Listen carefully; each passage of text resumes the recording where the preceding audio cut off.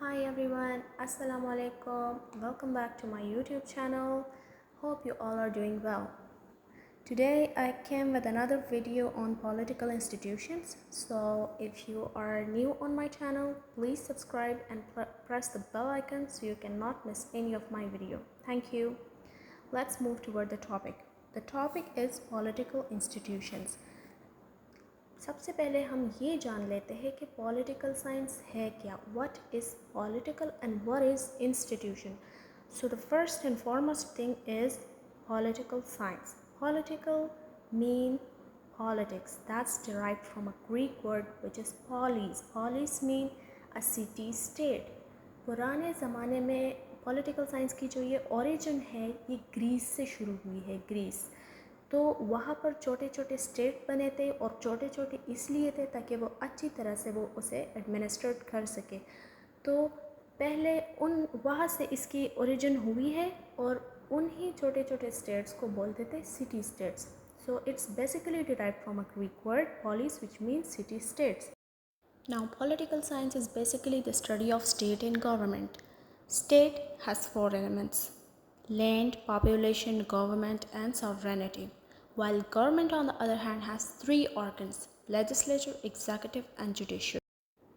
First organ of government is legislature. Legislature is a law-making body. Its definition is that a deliberative body of persons, usually elective, who are empowered to make or repeal the laws of country or state.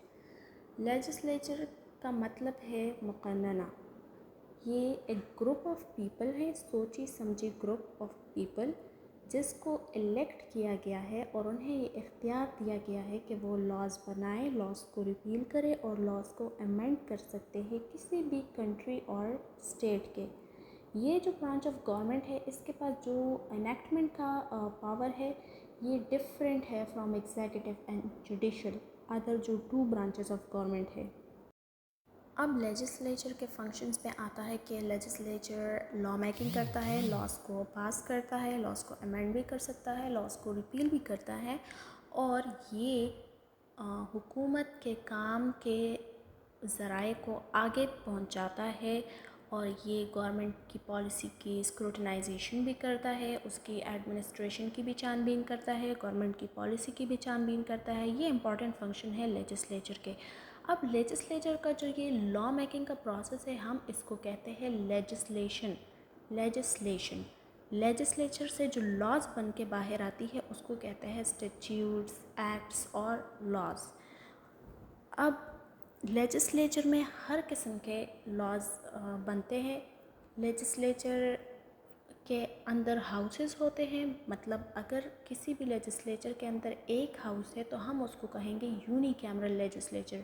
लेकिन अगर किसी legislature के अंदर to houses है, two chambers पर वो depend करता है तो उसको हम कहेंगे बाई कैमरल लेजिस्लेचर. जैसे हम अपने पार्लियामेंट की एग्जांपल ले सकते हैं. Our parliament is the legislature of Pakistan. हमारे पार्लियामेंट के अंदर ही लॉज बनते हैं. हमारा पार्लियामेंट है बाई कैमरल जिसके टू हाउसेस है, upper house and lower house. But to keep this in mind, parliamentary form of government में लोअर हाउस बहुत ज़्यादा पावरफुल होता है वाइल अपर हाउस सिर्फ नॉमिनल होता है. और प्रेसिडेंशियल फॉर्म ऑफ गवर्नमेंट में इक्वल राइट्स दोनों को ख़ास मिलते नहीं हैं. तो ये तो हुए लेजिस्लेचर की चैम्बर्स की बात. अब पार्लियामेंट्री फॉर्म ऑफ गवर्नमेंट में ऐसा होता है कि मेजॉरिटी पार्टी का जो लीडर होता है हाउस का उसको इलेक्ट कर देते हैं as a prime minister who then acts as an executive. फिर वो एक एग्जीक्यूटिव की तरह काम करता है, एग्जीक्यूटिव बन जाता है. अभी नेक्स्ट टॉपिक जो एग्जीक्यूटिव आ रहा है हम उसमें डिटेल के साथ पढ़ें. Now comes executive. Executive is basically the second branch of government जिस पर सोल अथॉरिटी और रिस्पॉन्सिबिलिटी आती है एडमिनिस्ट्रेशन ऑफ स्टेट की. सारे जितने एडमिनिस्ट्रेशन है स्टेट और गवर्नमेंट की वो उसका सोल रिस्पॉन्सिबल है एग्जीक्यूटिव. एग्जीक्यूटिव जितने भी लॉज लेजिस्लेचर से बनकर आते हैं उनकी इन्फोर्समेंट करता है. अब इसके टू काइंड्स हैं, एक है पॉलिटिकल एग्जीक्यूटिव, एक है नॉन पॉलिटिकल एग्जीक्यूटिव.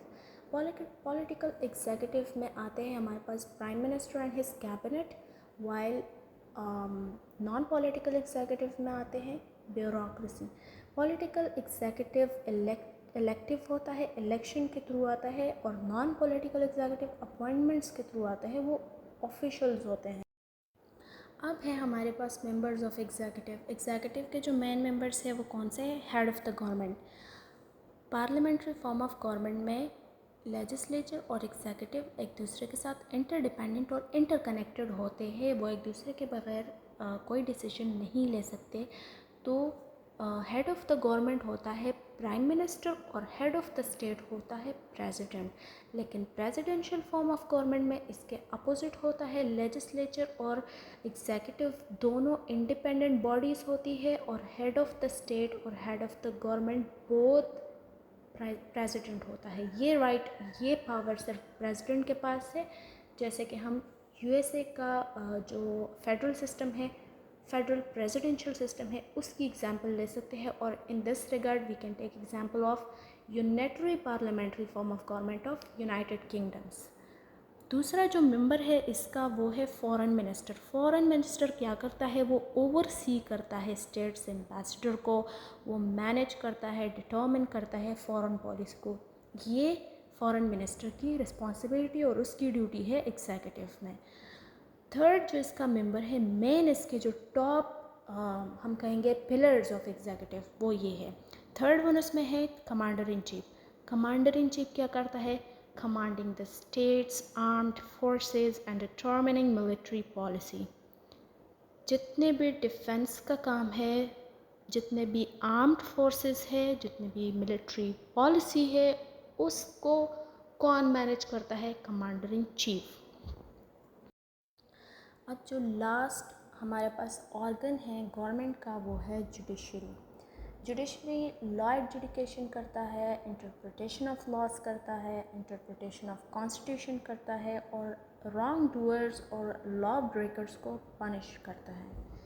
लेकिन जुडिशरी का जो डेफिनेशन है वो हम उसको इस तरह से ले सकते हैं कि जो टर्म जुडिशरी है, it is used to refer collectively to the personnel such as the judges, magistrates and other adjudicators जो जुडिशरी का कोर बनाते हैं, as well as the staffs who keeps the system running smoothly। Judiciary भी, उसके भी several functions है, जैसे कि अगर लेजिस्लेचर से जितने भी लॉज आते हैं तो जुडिशरी उसको इंटरप्रेट करता है, उसकी वजाहत करता है। अब उन लॉज को कोई तोड़ेगा तो उसके फिर कोड्स है पनिशमेंट के, वो जुडिशरी का काम है। जुडिशरी पूरे कॉन्स्टिट्यूशन को भी इंटरप्रेट करेगा।